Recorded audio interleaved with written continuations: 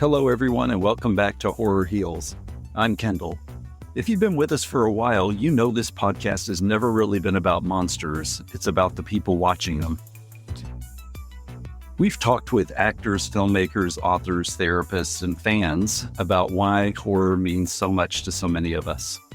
Time and again, the answer comes back to something surprisingly human. Horror gives us a safe place to wrestle with fear, grief, anxiety, trauma, identity, and all the things we sometimes struggle to put into words. Today's guest already knows a little something about identity. Psychologist Dr. Jamie Marich first joined Corey and me on Family Twist, our other podcast, to talk about discovering they were donor-conceived and the complicated journey that followed. During that conversation, we accidentally discovered another connection. Jamie is also a lifelong horror fan. That led to this conversation. We talk about why anxious people are often drawn to scary movies, why horror conventions and DNA surprise communities can feel remarkably similar, raising the next generation of horror fans, and how the genre gives so many of us permission to confront difficult emotions in ways that real life often can't. Whether you found us through Family Twist or Horror Heals, I think you're going to recognize something familiar in this conversation. Here's Corey with Dr. Jamie. Hello, Jamie. Welcome to the Horror Heals podcast. Glad to be here. Jamie was on the Family Twist podcast, and it was just interesting during that conversation, and Kendall and I were both on there. Somehow we got onto the topic of horror movies and horror conventions, and we had no idea that Jamie is a horror fan and goes to horror events and things like that. So we thought, well, what a great crossover episode. So sort of just kick us off, since we're going to be referencing both podcasts, can you talk a little bit about your DNA surprise first?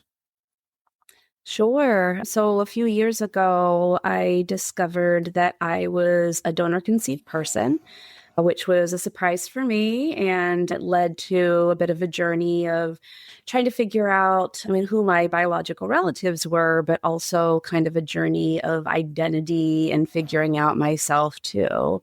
And, I think that a lot of people who have these misattributed parentage situations, spend a long time in their lives feeling maybe a little different or like not quite a good sense of fit, sometimes in their families and sometimes in their wider communities. Understanding more about my DNA surprise, I think, helped me. It gave me some context for understanding myself a little bit more and realizing that some of the things that that maybe felt a little off, like it wasn't just me. Like, I think that there's some reasons behind that. So yeah, it's been a bit of a journey for me, and met a lot of great people along the way. It was great to meet you and others at the Untangling Our Roots conference that we just had a few months ago. And it's really opened up a lot of avenues for me to talk about my experiences and hopefully find a wider platform so people know that this stuff goes on. It's definitely been helpful in our relationship because Kendall's had sort of a roller coaster experience with finding his birth family. And on like a Saturday when he's having a particularly difficult internal thing going on with the fact that his birth mother refuses any kind of contact after 8 years, he'll say, find us a good scary movie to watch tonight so I can take my mind off it. So when you had this discovery going on, was horror something that you leaned on? I feel like it's always been something I've leaned on. I've always been a bit of an anxious person. I think even as a young child, that anxiety was there. I have high trait anxiety, I guess we would say. So, it's a little bit ironic that, why turn to things that are meant to scare me? It's like, right. They're meant to scare me. I'm attracted to it. And I really believe that horror and scary things, it just provides this sort of target that I can project my anxieties on, and it makes it a little bit more understandable, right? It's not so diffuse and free floating the way that generalized anxiety can be. It's like, well, why am I scared? Well, because this is scary, right? I'm watching something scary. This is terrifying, actually. But am I safe, right? Am I okay? Like, this isn't real. This is fake.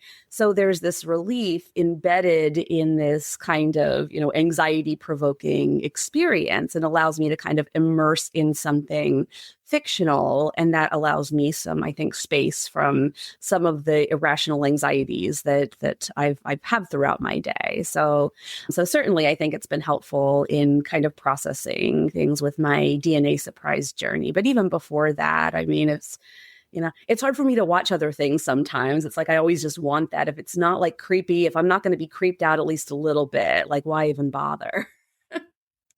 Do you think you would enjoy donor conception themed horror movies?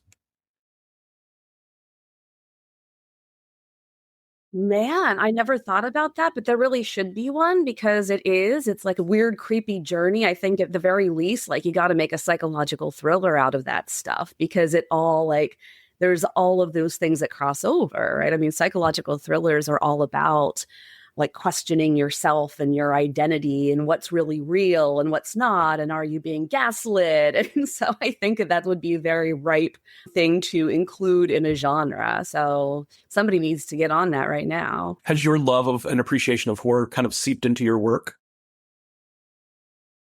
I think so. Well, first of all, I'm a psychologist. So I spend a lot of time thinking about why people do what they do and think the way they think and like the things that they like. And I think a lot of psychologists probably like at least partially started their journey that direction because they wonder why they are the way that they are and like the things that they like. So, it's definitely not the only thing, but I've always, it's funny, like when you really like scary things and it's funny the reactions that people have to you sometimes, like, sometimes people are like, oh yeah, I like that too. But then when they find out you really like it, they're like, oh, well, what's wrong with you? So while I enjoyed it, I probably always wondered like deep down, like, man, does that mean that there's something wrong with me? Does that mean there's something wrong?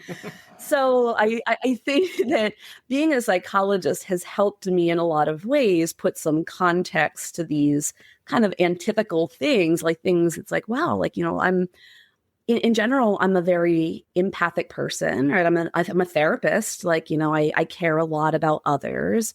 I don't like to see people get hurt in real life. Like, that's not something I enjoy at all. It's something that, moves me deeply in my everyday life. So understanding why exploring some of this darkness in kind of like a safer context, I think even as a form of exposure therapy, because like as a therapist, I hear horror stories all the time, right? Only they're real life. Like it's really awful stuff that's happened to people. So I think that consuming horror has allowed me to learn to tolerate like kind of more intense anxiety and be able to hold that and be okay through that. So I might even argue that, kind of consuming this genre has helped me be a better therapist in some ways because it's helped me overcome some of my like hypersensitivities that I've always had. Sure. Well, let's go back to the very beginning. What were the first bits of horror that popped into your world? Yeah, so, well, ironically, the reason I was introduced to the horror genre very early was because of my birth certificate father. It's probably like one of the only positive legacies I associate with him. Like, we weren't particularly close or anything. It wasn't necessarily a bad thing, but we weren't super close. But he had a few genres that he really enjoyed watching on TV. He would watch movies, and I didn't like all the stuff that he liked. But when he watched horror things, I was very, very attracted to it. And I mean, we're probably talking like, I mean, pretty young, like probably when I was, 5 or 6 years old, I was wandering in and catching him watching these things. And I wanted to be there with him. I wanted to watch it. And I think my mom was probably not super happy about that, but it was 2 against 1, right? He liked it and I liked it and we both wanted to watch it. So she kind of gave up that battle. So maybe that's one of the reasons why it stuck. Maybe it was kind of like this connecting thing for me and this person who I otherwise didn't have a lot in common with. But man, some of the things that he watched that I remember clearly from my early days, Nightmare on Elm Street franchise, probably one of my earliest exposures. Absolutely loved Freddy Krueger. I remember watching The Fly and like the body horror and like the creepiness of that. I remember watching the Alien franchise too, and that kind of like veered into sci-fi. And I mean, man, like, and I would have nightmares and things about these things, but I still wanted to watch it. Like there was something that kept on pulling me back. So those were probably my earliest exposures, and it stuck. Like when I was old enough to like read horror, like, I mean, I started with the Christopher Pike and like the R.L. Stine, and then progressed pretty early. Like I was probably reading Stephen King in like when I was 12 or 13 years old. Both watching and reading scary stuff was an important part of my formative life. Like my formative years were really embedded and reading and watching this stuff and enjoying it. Like it really became kind of part of my personality, I think. Do you think the horror genre, the movies and the books influenced you wanting to get into psychology? I think that the nature of the genre is to explore the psyche deeply, right? Like, I mean, to really get into why these things are happening and what the characters are experiencing on this very deep, dark level. So, I mean, maybe kind of chicken or the egg there. Like maybe I was already kind of interested in that. And I think another thing too is just when I talk about these formative years. So I'm growing up in the 80s and 90s. And I don't even know how true this is or not, but my memory of TV and films and like even news reporting from that period of time is that everything was very kind of sterile. Everything was very kind of morally uncomplicated. Like everybody like had this kind of curated way of looking and speaking. Like people weren't very different from each other. And I mean, I think that part of me like believed that like, well, the way that people are portrayed, like that's normal, right? But it also didn't feel like me. Like it almost felt like dishonest how uncomplicated everything was and the way everything was portrayed. So I think consuming horror, like it felt a little bit more honest in some ways, like looking into the fact that there's this dark side. There's a dark side of people. There's a dark side of communities. There's a dark side of society. And that really got my mind working because it's like it was so different than the other things that were out there that were probably more demographically appropriate for me to be consuming. It didn't feel like it fit quite as much because I think in that very sort of sterile, very whitewashed world, it just didn't feel like there was necessarily a place for like a little weirdo like me. So horror let me be weird, right? Like those are the main characters. Like you didn't want to be cool and popular in a horror film, right? You'd probably die faster that way.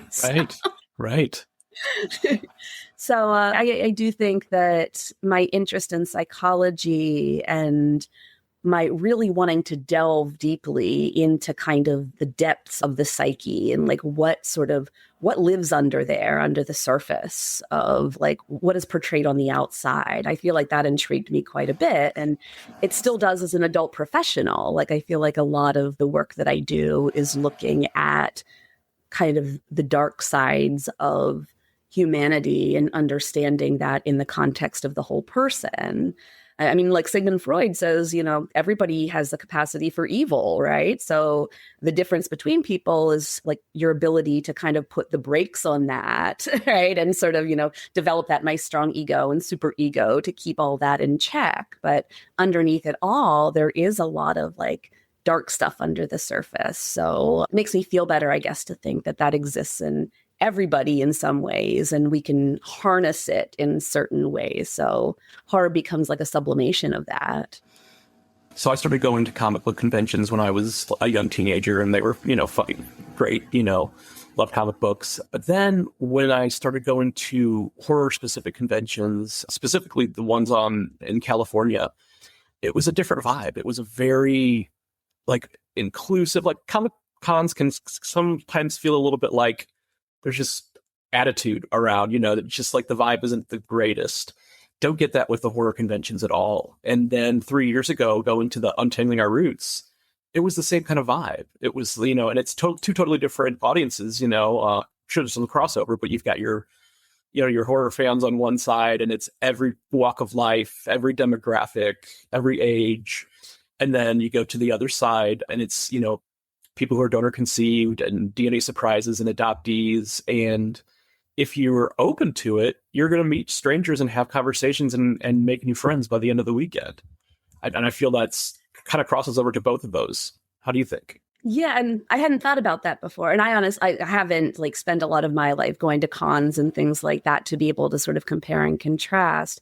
But I mean, you're right. The ones that I've been there, it's a very accepting place, and I mean, a very connected place. It's these are weirdos like me, right? These are people who like the strange and unusual. Right. It's in Beetlejuice, right? I myself am strange and unusual. So when I see other people who embrace that about themselves, it's almost an automatic in. And I bring my kids too, right? They like it, and they feel like they fit there in this kind of space where, it's probably not considered necessarily age appropriate, but it can be. These are family events. I mean, people are there to just enjoy the genre and enjoy each other. So you're right that both of those spaces seem to be remarkably accepting places in a world that does not always feel that way. Yeah. I think when I first started going to the horror cons and I was seeing little kids, dressed up and stuff, I'm like, well, this is a little strange. Are they watching these movies? But then you see these families, and it's this is what they're bonding over. This is what their kid is going to remember for the rest of their life, being dressed up as Chucky at 4 years old, and it's charming and heartwarming at the same time. They're not bad parents. It's just this is what they're into. The kid loves it too. Who knows if they're letting them watch the really gory stuff, but it's, this is what they're bonding over as a family. Yeah. And I think it's very important for children to develop their own identities and interests, but also if there is something that the family kind of mutually enjoys, those are amazing memories. It's I remember going to these places with my family, and it was so fun and exciting, and I got to see cool things, and everybody was having a good time and happy. And so I keep an eye on my kids and make sure that they're cool with everything that's kind of going on. I'm not trying to traumatize my kids or traumatize anybody here. But I think in general, kids do, they do, they like seeing their parents enjoy things. And when their parents are happy and relaxed and having a good time, the kids are probably going to be relaxed and happy and having a good time too. So it's this connecting opportunity in a lot of different ways. Yeah, definitely. Well, and it's a little bit different than let's say your parents are really into antiquing and they're taking you to antique stores every weekend. Well, there's not a whole lot for kids there, but you go to a horror convention and there's a lot of sensory things happening all over the place. So many interesting things to look at. They couldn't possibly be bored, Yeah, not boring at all. What was the first thing that you exposed your kids to in relation to horror? Well, I remember my daughter specifically. I have an older daughter. She's 14, and I have a son who's almost 8. My daughter likes it more than he does. I think that my son is more horror light. He'll watch a few things, but I'm not taking him to no haunted houses anytime soon. Okay. People are going to jump out at him, but she likes that kind of stuff. So I remember thinking okay, you like this. What are some good PG-13 things that have the creepy vibe, but maybe not the gore, the things that it's wow, I don't want this to live rent free in your head for too long. Right. So I feel Poltergeist was a good one. I feel that was a good kind of opener to paranormal, creepy, sort of things. I remember Monster House was one, right? That's animated, but has some creepy vibes to it as well. Yeah. So kind of started there, and we did end up building up. My daughter at this point, she probably has seen most of the classics, right? I like to show her and the funny thing is, so for her, a lot of the classics, and these are things that were made maybe in the 80s or the 90s, it looks so fake to her because she's used to like these like hyper realistic like effects and the things that she watches. So she's not even scared. Like she thinks it's like funny. I remember like watching Nightmare on Elm Street with her, like the original with Johnny Depp. And like there's that scene where he gets sucked into the bed, right? And then like it sprays the blood out. And I remember her watching, and this is probably when she was like, 9 years old, and being like, there's not that much blood in the human body. Like she was just so like, she's like, that doesn't even look realistic. Like there's not that much blood that can come out from this person. So it's just like these things that I felt that were really like scary for me when I was a young person. I mean, she was just looking at it completely different. So she's watched quite a few of the classics. I do like, I put a little bit of a cap on some of it's just, I feel like a little too gory, maybe a little too close to like real life or something. Like real life, I mean, gross stuff that happens in real life. That's no fun. But like paranormal, supernatural, love it all. Love it all. And will she go to haunts with you? She probably wants to go more than I do. And I'm very much like, I will go to a haunt, but like, don't touch me, right? Like, don't throw stuff on me or anything. Like, I'll get grossed out. So she's really like, she's ready to go. And I've taken her to like Six Flags Fright Fest. And I just took her and a group of her friends to the East Coast Haunters Convention that was just a few weeks ago. It was her birthday trip. And yeah, I mean, they were advertising all the haunts, and we were thinking about maybe making it like a little bit of like a road trip to go to all these haunts that we collected information about. So she's all for it. And I've taught her too. Like, I mean, it's funny how she takes on my characteristics. Like when I get scared, like I laugh, like I just like, that's my automatic reaction. So she sees the humor in it too. Like rather than like be scared, like you might scream, but then you laugh and then we're all just having a good time. Like fun for us all. Well, what a cool thing to bond over too. Are her friends kind of into it too? I'm so glad that I have a buddy to kind of enjoy these things with. Were her friends into the haunt stuff too? I think that they were intrigued, maybe not quite as much as we are. I think, being a super fan of horror, like that kind of puts it into like this sort of other level. It's like, this is fun. Like you guys like this a lot. Well, yeah. And we like decorating the yard. We like our animatronics. Like that's a lot of fun for us. So the last question that we always ask on this podcast is, who is your favorite final person in a horror movie? The one who survives? Oh, I feel like I am going to go with a more contemporary thing. I like Sienna from the Terrifier franchises. I like her evolution, and I mean, I like evolutions in general from a person who is kind of like, repressed and sort of held back and like afraid to kind of be who they are. And through combating these forces that they don't understand, they really find themselves and they become very powerful and like are able to own that. So I'm hoping to see a lot more of Sienna. I hope she sticks around. I know the Terrifier franchise is not particularly known for, keeping people around just because, right? I mean, they're happy to do some surprising kills, but I'm hoping that she shows up in the upcoming releases that we have on that. So 2-part question then. Do you think that Sienna is going to survive part 4, which is supposedly the last one, but, they always say that. And do you think her brother's still alive? Because we don't see her brother die in Terrifier 3. I hate to even speculate because I think that the whole point of the Terrifier franchise is to subvert expectations. I think that she'll stick around in one form or another. I feel like they've hit this good note, like the chemistry between her and Art is good to play with. So I think that they'll find some way to keep that around. I think the brother's dead. I think the brother's got to be. I mean, he tangled with Art the Clown, and he doesn't have no special powers or nothing. So, right. I mean, if you're tangling with Art, you're probably going to die unless you're Sienna. Like she's got these powers going on. So right. I'm going to go with that. I'm going to go. She sticks around. I think the brother's dead. I think he's dead, but I will be happy to be proved wrong. Well, it'll be interesting to see what happens. And, they can always say this is the final one, but it kind of depends on the box office and the demand and everything else. So we'll see. I don't think it's going to be the last we see of Art. It better not be. Like, I think appeals to me in the same way that Freddy Krueger appeals to me. Like, he's funny. Like, I like a good joke. Like, I like, if you're going to kill me, be funny about it. And at least, like, put on a show and, like, make it fun for everybody. So, yeah, I feel like art has brought back some of that joy for me of, like, the killer that, like, he's a little cheeky, right? Like, I mean, he'll make it fun for you to watch.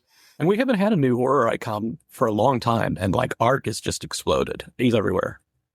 Yeah. And I've introduced Art to a few of my personal friends. I'm like, if you like the old classic stuff, I feel like you're going to like this. And some of them have actually like developed like the new obsession with it and will go to the cons with me now. And I'm like, see, like, it's a great way to join with people. Of course.